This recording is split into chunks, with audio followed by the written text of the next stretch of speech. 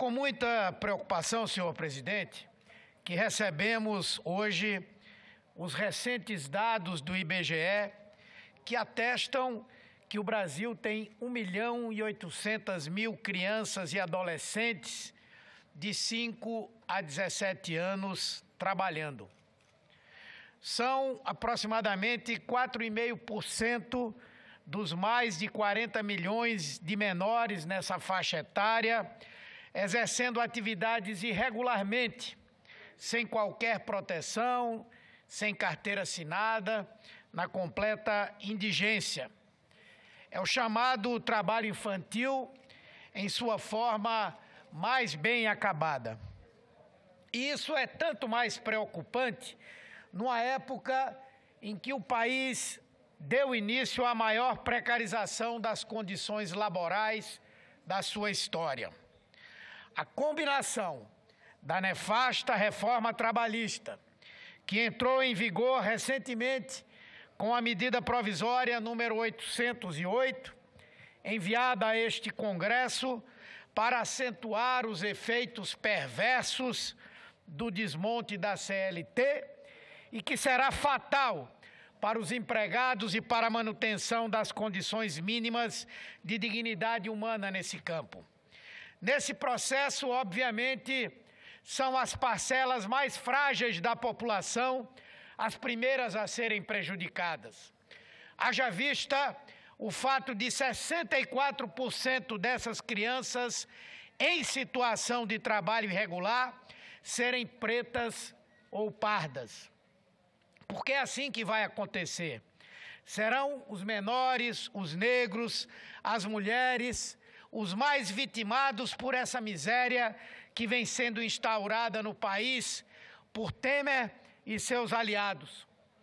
É uma vergonha que, depois de ter sido condenado pela Organização Internacional do Trabalho por ter restituído o trabalho escravo, o Brasil passe pelo imenso constrangimento de voltar a vivenciar o drama social de crianças abandonando escolas para trabalhar em condições subhumanas com a finalidade de complementar a renda familiar. É o reflexo direto de um país que voltou ao mapa da fome e que teve destruída uma rede de proteção social que cuidava dos mais desvalidos e evitava que fossem tragados para o fosso da injustiça social. Mas o que nós vemos hoje é tudo sendo desmontado a passos largos. É o Bolsa Família expulsando miseravelmente pessoas em reconhecida situação de pobreza, deixando todas entregues à fome. É o Mais Médicos desarticulado em seus pilares básicos de assistência à saúde e desmontado pelo ministro da Educação, Mendoncinha, no que diz respeito à formação de novos profissionais médicos. É o Farmácia Popular fechando todas as suas unidades próprias, descredenciando a rede privada e, mais recentemente, promovendo a descontinuidade da oferta de medicamentos a diabéticos, cardíacos, hipertensos e asmáticos. E aí a responsabilidade, além de Temer, é do mãos de tesoura número 2, o ministro Ricardo Barros, do Ministério da Saúde. São o FIES e o ProUni reduzidos e fechando as portas da universidade à população de baixa renda, que também perdeu a perspectiva de uma qualificação no exterior, com o fim do Ciência Sem Fronteiras. É o encerramento do Pronatec e, com ele, o sepultamento da oportunidade de uma profissão.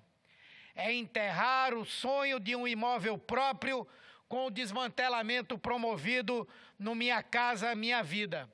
E agora, o fim da dignidade no trabalho com essa reforma que destruiu a CLT e vem se somar a outra que quer destroçar a Previdência Social. Ou seja, o rosário de crimes desse governo contra a população não tem fim. E quando nós pensamos que o governo vai dar um passo atrás, porque a população rejeita esse presidente, seu ministério, os partidos que o apoiam, ele como que assume uma sanha cada vez mais destrutiva em relação ao interesse da população brasileira. Vejam, por exemplo, todas as pesquisas de opinião pública demonstram que a maioria esmagadora da população brasileira não aceita essa reforma da Previdência proposta por Michel Temer.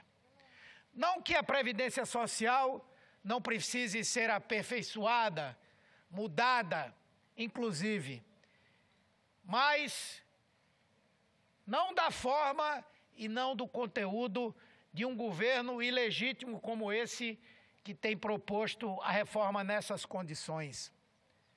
Obrigar as pessoas a contribuírem mais tempo, obrigar as pessoas a se aposentarem muito mais tarde para terem um benefício integral,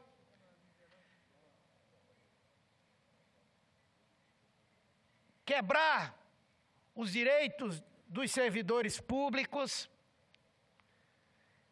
é algo absolutamente inaceitável para a população brasileira, partindo de um governo como esse que aí está.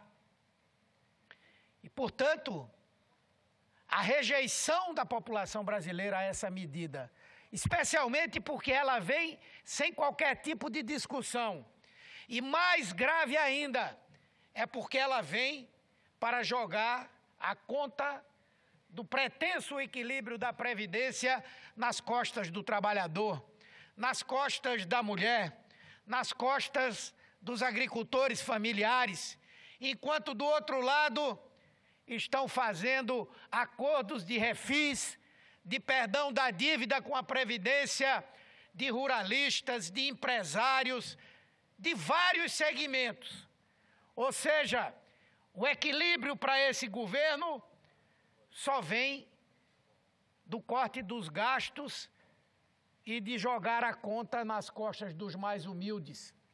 Nenhuma palavra e nenhuma medida para aumentar a arrecadação da Previdência Social.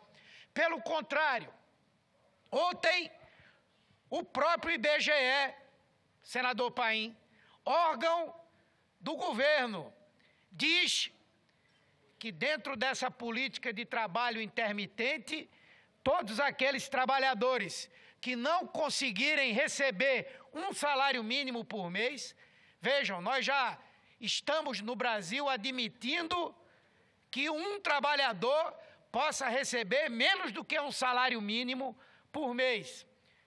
Pois bem, aquele trabalhador intermitente, aquele que fica em casa esperando a conveniência do patrão para chamá-lo para trabalhar, se ele não vier a perfazer o recebimento de um salário mínimo, ele terá que pagar do seu próprio bolso a diferença da contribuição previdenciária. Portanto, senhor presidente, senador Paulo Paim, o que esperar desse governo? O que esperar desses que estão aí falando em legado? Legado de quê? Legado de ter massacrado a população brasileira?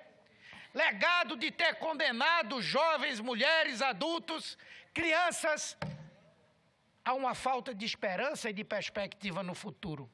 Mas eu ouço Vossa Excelência, antes de concluir as minhas palavras, senador Paulo Paim. Quero cumprimentar, senador Humberto Costa, o seu pronunciamento, que é muito claro, muito transparente e demonstra a lambança que fizeram com essa reforma trabalhista.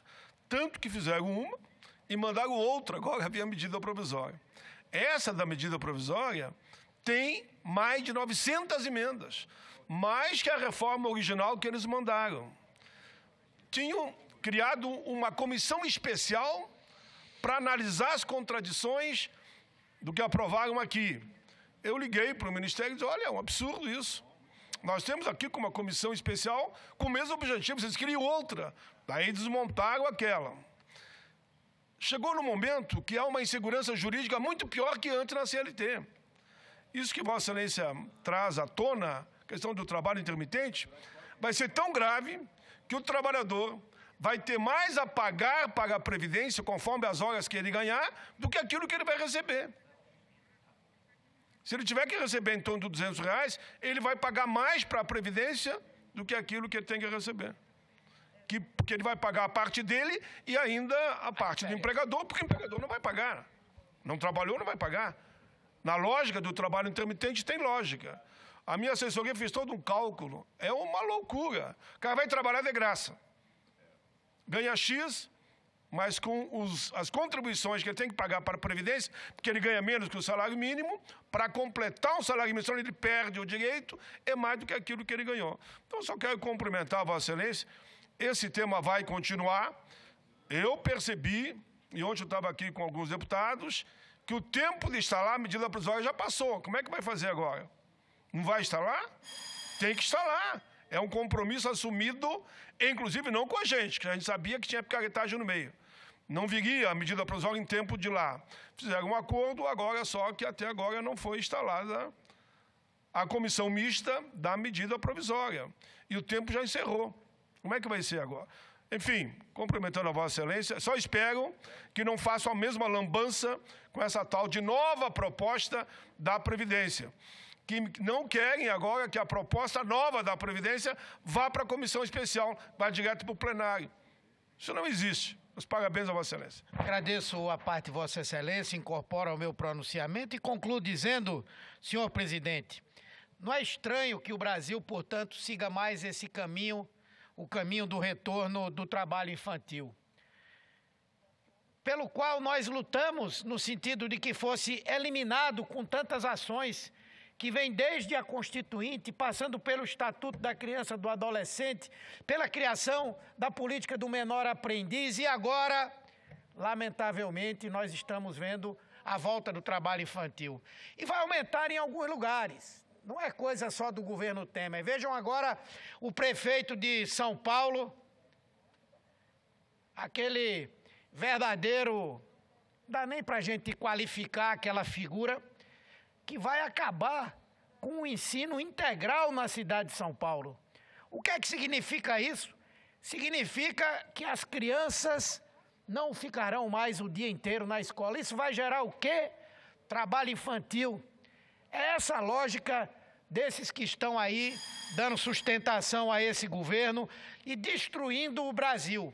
Porque a verdade, o que Temer e a sua turma, aliás, me disse um trabalhador humilde essa semana, eu estava no interior de Pernambuco, ele disse, isso é um Michel Toma, ele toma tudo da população brasileira, inclusive a sua dignidade. Muito obrigado, senhor presidente.